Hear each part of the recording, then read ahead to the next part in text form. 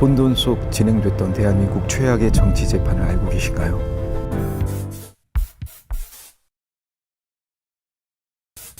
Land of Happiness. Buat gua film ini cukup bisa memainkan sisi emosi yang cukup baik. Tapi gua nggak yakin film seperti ini bakalan banyak peminatnya. Karena nggak bisa dipungkiri kalau film seperti ini nggak bisa dibilang ringan. Jadi kita sebagai penonton mau nggak mau harus cukup lebih seksama dalam mengikuti alur dan dialognya. 양심이 네 신경계 누나만 딱 하면 돼. Film ini berangkat dari sebuah kisah nyata di Korea Selatan, yang dimana kisah ini merupakan sebuah tragedi yang cukup kelam pada tahun itu. Seluruh jalan cerita film ini mengambil latar belakang pada tahun 1979. Buat gua, film ini cukup bisa memberikan sebuah gambaran tentang kekelaman Korea Selatan pada saat itu.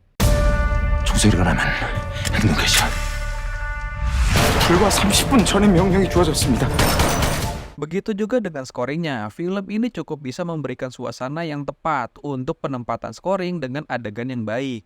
Karena hal tersebut, ada beberapa adegan yang berhasil membuat gua ketika menonton berasa cukup dimainkan emosinya. Secara teknis dan dramanya, nggak usah diragukan lagi lah ya sama Korea. Karena kalau misalkan memang kalian udah sering nonton drama Korea, pasti udah kebayang akan seperti apa. Yang menarik tuh sebenarnya sikap yang bertolak belakang antara pengacara dengan kliennya. Yang satu dikenal dengan ketidaksukaannya dengan sosok militer, sedangkan yang satu lagi adalah mantan anggota militer. Perbedaan latar belakang ini pun membuat dinamika hubungan mereka sebagai pengacara dan klien menjadi sangat menarik.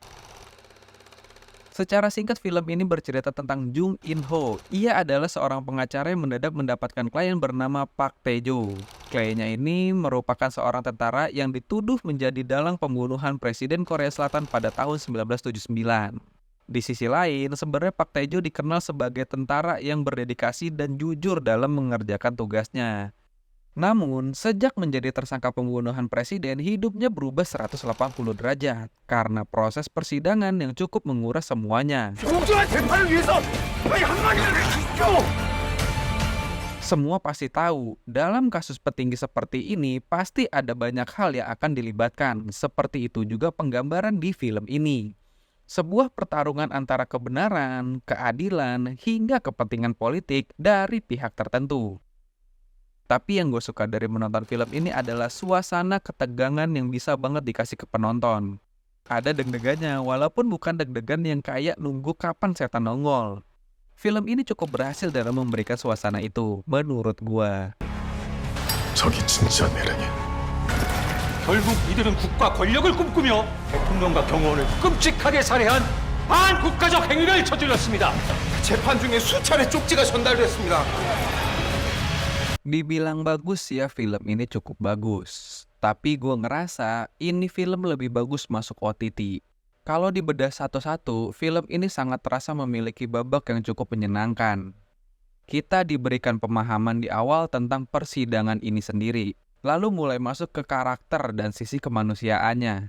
Itu cukup menarik menurut gue dari setiap babak dalam penggambarannya. Mudahnya gini, biar emosi makin dibikin naik turun, maka harus diperkenalkan kembali sisi kehidupan seorang karakter yang sedang dalam kondisi tidak baik-baik saja. Bagaimana dia menjalani susahnya hidup sebelum persidangan itu ada, hingga akhirnya karakter lain berempati dan membantu. Kurang lebih perumpamaannya seperti itu. Di sisi lain, film ini juga membahas tentang kematian dan nasionalisme. 부장님 때문이 아니야. Tapi ya, dengan kita menonton film ini, kita jadi cukup bisa tahu, ternyata negara yang secara keseluruhan lebih maju dari Indonesia pernah mengalami keterpurukan dalam dunia politiknya, lebih dari negara kita. Walaupun ini bukan sesuatu hal yang harus disyukuri, tapi yang bisa dipelajari dari hal ini adalah cara bagaimana kita membangkitkan kembali kepercayaan itu. Karena ini adalah sebuah adaptasi dari kisah nyata, jadi jangan kalian pernah berpikir tentang endingnya. Karena kisah seperti ini tidak akan mungkin untuk mengubah secara alur endingnya. Tapi gue cuma mau bilang, film ini cukup memberikan sebuah gambaran ke kita tentang perjuangan orang-orang yang memiliki integritas dalam melawan sistematika pemerintahan. Film yang cukup menarik. 왜 죽였습니까? 본인은 명령에 복종해야 합니다. 상명하복. 이거는 내라. 판단이 될 수가 없어요.